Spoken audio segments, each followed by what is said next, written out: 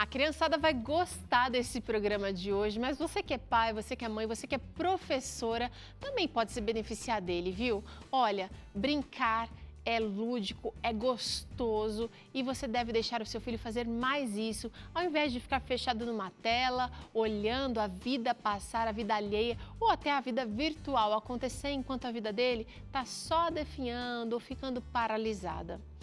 E eu trago aqui uma frase muito legal de Harry Benjamin hoje para você, que disse o seguinte: não acrescente dias à sua vida, mas vida aos seus dias. Olha só que legal, tudo a ver com o assunto de hoje aqui do Vida e Saúde. Fica ligado, aumenta o som. Se você está aí limpando a casa, pensando no que vai preparar para o almoço, esse é o seu programa, você pode fazer as duas coisas ao mesmo tempo, mas entenda que o direcionamento, a compreensão, a informação que você recebe aqui podem transformar a sua vida. Rodrigo, tudo bem com você? Tudo bem. Neurodirecionamento, que palavra, hein? Difícil, hein? Palavra complicada.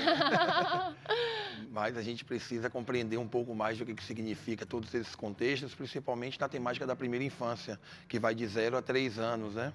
Brincar é muito bom, mas às vezes a gente não tem noção de que a brincadeira, ela pode estar gerando aprendizado. E aí a gente acaba meio que relaxando, né? Quer dar brinquedos mais fáceis ou brinquedos que não estimulam tanto. Por isso é importante a gente entender como é que funciona a coisa toda na cabeça, esse neurodirecionamento, para que a gente possa realmente estimular as nossas crianças no bom sentido, tá? Sem excessos de estímulos. Isso. Como nós estamos falando de primeira infância, que vai de 0 a 3 anos, existe todo um contexto da faixa etária em específico.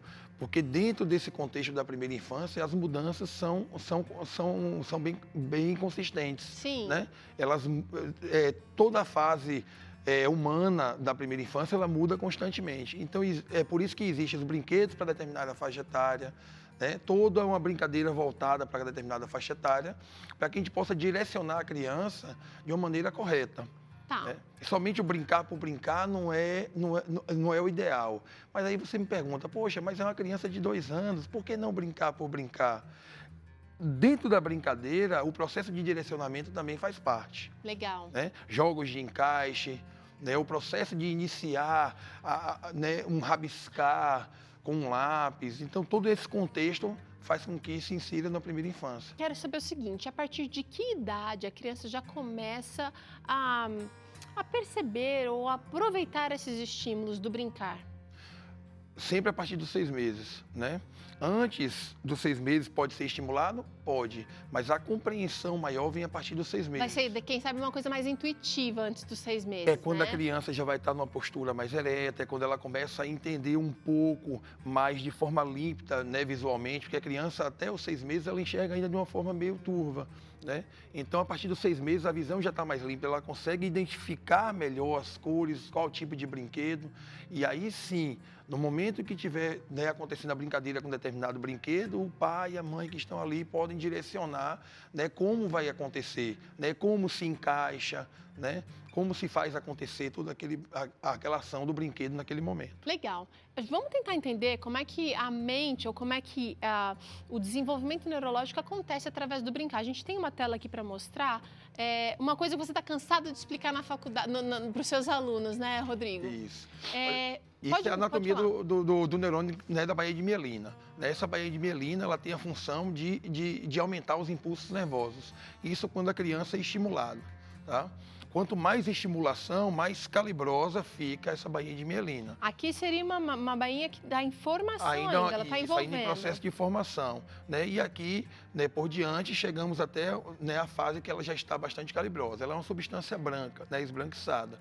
E quando a criança ela é estimulada, né, não só a criança da primeira infância, né, as demais também, os neurônios podem fazer conexões em até 10, né?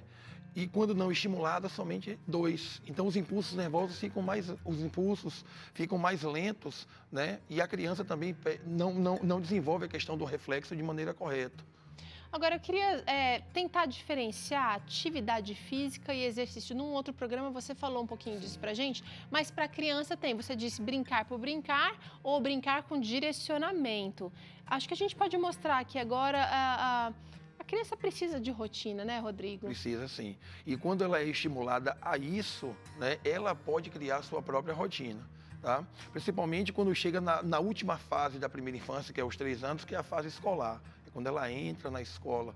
Então é quando diretamente a professora lá no maternal começa a trabalhar a parte de coordenação motora fina, a parte de pegar no lápis. Importante a criança pegar nesse lápis com qualquer uma das mãos até ela se sentir confortável, né? Coisa que não acontecia, né, antigamente, né, com os antepassados, né?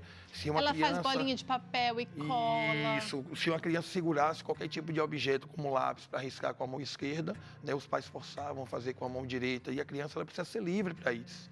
Né? Então, o processo de estímulo é também um processo de estímulo livre nessa fase de primeira infância. Tá. Né? Então, atividade física é diferente de exercício, para a criança também. Isso, com certeza, porque aqui estarão, né, inseridas as brincadeiras, né, que podem ser brincadeiras livres para que a criança possa, naquele momento, fazer acontecer da forma como ela acha mais confortável, né? E os jogos direcionados, né? Os jogos direcionados é justamente para uma finalidade. Será que a criança consegue fazer aquele jogo de encaixe da maneira que já é adaptável para a idade dela? Sei. Se ela não estiver fazendo, o que fazer nesse momento? Tá. Então, todo um contexto deve ser estudado perante a essa individualidade da criança, né? E o caráter esportivo também. O ato de pular corda, o ato de brincar de amarelinha, e isso é uma amarelinha, né, na primeira infância, é adaptada, a criança não vai conseguir saltar várias vezes de um pé só, então por isso que a amarelinha é toda, né, adaptada, tem 2 passos, aí vai os 2 pés, depois mais um passo e assim por diante. Dentro de caráter esportivo, a modalidade mais adequada para a primeira infância aí seria a natação. Mas nessa fase vai ser uma coisa muito mais lúdica, né? Ela não vai ensinar a bater perna ou respirar debaixo da água. Ela vai buscar um objeto lá embaixo brincando, ela vai aprender sem perceber que está aprendendo. Isso, na estimulação aquática, né, diferentemente de como comercialmente se fala, a natação para bebês, o conceito de natação seria o desenvolvimento de atos natatórios, né? Então, por isso que é mais interessante chamar de estimulação aquática, justamente pelo que você acabou de falar, né? A questão de mais ludicidade, né? Nesse momento, a musicalidade entra mais, né, com mais fervor, né? Brinquedos flutuantes, né? E aí, dentro de todo esse processo, a criança começa a se desenvolver no contexto respiratório, no contexto de trabalhar a perninha, coordenação, né, motora. toda a coordenação, né, todo o tônus muscular também da criança. Então, aí já se torna um exercício físico. Já se torna um exercício porque acaba sendo direcionado, né? O professor que vai estar à frente disso... Coordenando a brincadeira. Vai coordenar toda a brincadeira dentro da água e aí os pais vão conduzindo as crianças conforme for feito os direcionamentos. Legal. Então, Bom, aí vem a melhoria do desenvolvimento motor, controle de peso da própria criança, né? Independente de qualquer coisa, a partir de 6 meses começa a inserção do alimento que não seja só o leite materno. Né? Então, tem mães que acabam se passando por algumas orientações e a criança acaba desenvolvendo um peso, né, a mais. Então, essa estimulação aquática vai servir dentro desse contexto, é fundamental, além de proteção contra lesões, né, principalmente em quesito de quedas, né, ter uma musculatura mais forte no bebê e na criança, né, até 3 anos seria bem interessante. Entendi. Agora é o seguinte, ó, você que tem dificuldade porque fica o dia inteiro dentro de casa, às vezes com a criança, e a gente está vivendo um contexto bem diferente, por exemplo, da nossa infância. Eu brincava na rua, sem perigo, com os meus amigos ali, com os meus vizinhos. Já hoje em dia, isso nem sempre é viável. Vamos dar uma olhada aqui em algumas ideias, alguns jogos, algumas atividades ou exercícios que a criança pode fazer já para determinadas faixas. Aliás, para essa primeira infância, especialmente, né? Algo importante que você falou aí é que as crianças hoje vivem dentro de uma redoma virtual, né? Então, as crianças hoje dificilmente brincam na rua, né? Dificilmente brincam de gude, brincam de empinar pipa, carrinho de rolemã, de jogar peão, e dentre outras brincadeiras que, né, nós trazemos aqui. O esconde-esconde, o pega-pega. importante ressaltar, as crianças hoje, por não brincarem de maneira mais fervorosa em ambientes abertos, elas acabam não sabendo nem correr, acabam por tropeçar no próprio pé no momento da brincadeira Olha do pega-pega. Na nossa profissão, a gente vê isso comumente, né? De fazer uma brincadeira de pega-pega, em determinado momento uma criança tropeçar no próprio pé e acabar vindo até se machucar. Quer dizer, ela não desenvolveu a habilidade ainda, né? E a partir disso, torna-se uma criança, né, introspectiva. O jogo de amarelinha é um jogo de desafio. Ela vai ter que ser desafiada em determinado momento a saltar de um pé só. Um pé, equilíbrio. Depois fazer o equilíbrio com os dois pés. Então, chega um determinado momento que ela não tem esse estímulo, ela fala, eu não quero brincar, professor, eu não quero participar da brincadeira.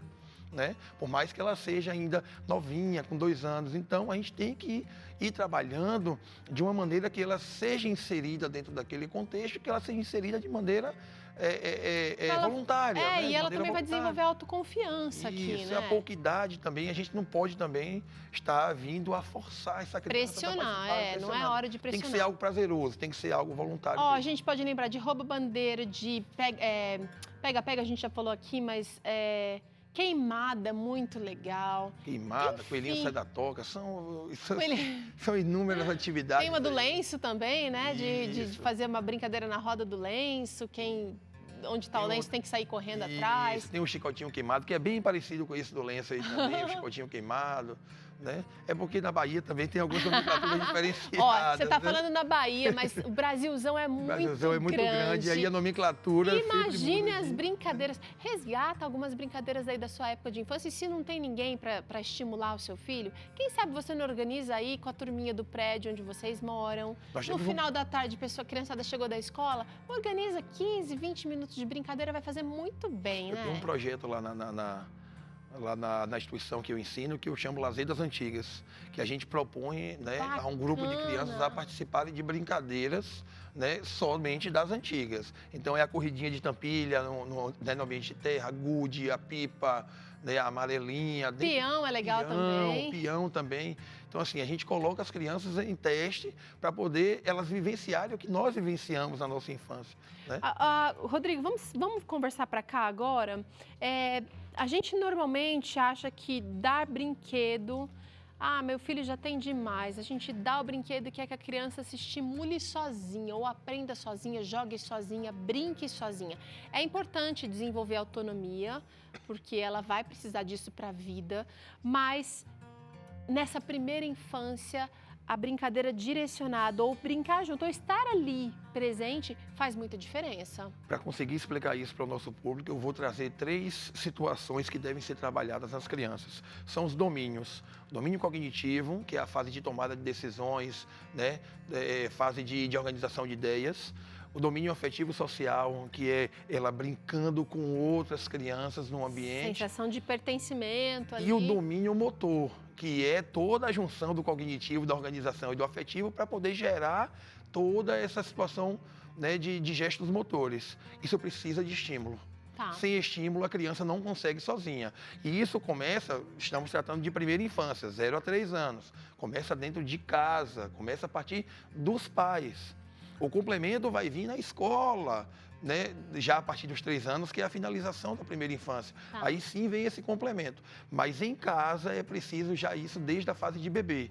Né? E nós temos diversas situações, como nós temos aqui na mesa, o jogo de encaixe. Verdade. Né? Aqui apresentado, bem colorido, né? Então, assim, a criança, ela se envolve com as cores, ela se envolve com o colorido. Então, ela não vai saber como fazer isso aqui sozinha. O direcionamento familiar é muito importante dentro desse contexto, que é o que pouco vem acontecendo hoje por conta do direcionamento de afazeres dos pais, né? Então, acaba deixando com cuidadoras, né? As famosas babás. E acaba que... E se a babá tem uma visão assim legal, de paciência, de participação, não tem problema nenhum. Mas os pais não podem confiar que está sendo feito sem um supervisor, ou até direcionar, babá, olha, eu gostaria que vocês brincassem dessa atividade pelo menos 2 vezes por dia. Isso. Não tem mal nenhum nisso.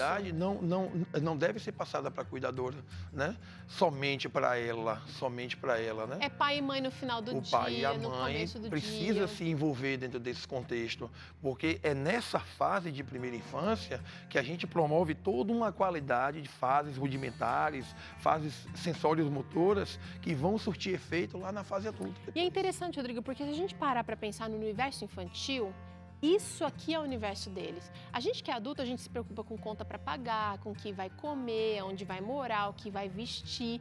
Esse é o nosso universo de provisão, né? Prover, de cuidado. Mas o universo da criança, quando você para tudo e fica ali 5, 10 minutos com ela, mergulhado no universo dela, isso significa um mundo para ela. Porque aquilo é importante para ela. Isso é referência da vida dela, né? E isso traz reflexo na fase adulta, né? Como eu Para falei minutos atrás. segurança, para sentimento de pertencer, né? Ela pertence àquela família, o que ela faz, o que ela gosta é importante. Então, um filho um pouquinho mais velho, já numa segunda infância, numa terceira adolescência, jogar um jogo mais elaborado, um ping-pong, uma coisa mais elaborada, faz diferença, não é não, Rodrigo? Faz diferença. Sem esses estímulos, com certeza essa criança vai se tornar um adulto, né, o famoso estabanado, né, aquele adulto que não tem o senso de direcionamento, tempo de reação, noção de espaço. E todo esse estímulo na primeira infância deve ser feito com qualidade para que lá na frente esse adulto tenha essas qualidades. E isso traz também para questões profissionais, para questões de estudo, né, assimilação de conteúdos. Isso é muito importante. Agora é o seguinte, tem coisa que a gente faz e vê o resultado na hora. O Rodrigo está dizendo aqui que se você dedicar um tempo com seu filho, primeira infância especialmente, você vai ver os resultados muito lá na frente. Uma criança segura, ela aprende melhor, ela tem condições de tomar decisões mais assertivas, ela não vai na onda de todo mundo. Isso é progressivo, né? Não é não? Isso é progressivo. Então é essa progressão que faz com que a criança ela seja um ser humano, né, infantil ainda ali, né, bem decidido. Né? E chegar no momento, veja que gratificante. Olha só, eu quero inventar uma brincadeira, e a brincadeira é dessa forma e dessa forma.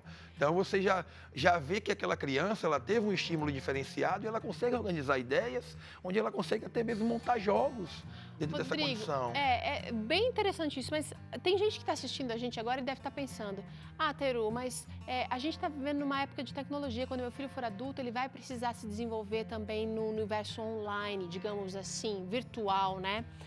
Os desenhos e jogos online também não trazem nenhum estímulo, nenhum desenvolvimento, como você trouxe ali pra gente, dos neurônios? Para essa primeira infância e pela nossa experiência de estudos, eu acredito que não. Eu acredito que a partir lá da terceira infância seja mais interessante. Seja mais interessante essa inserção da tecnologia dentro do contexto de complemento.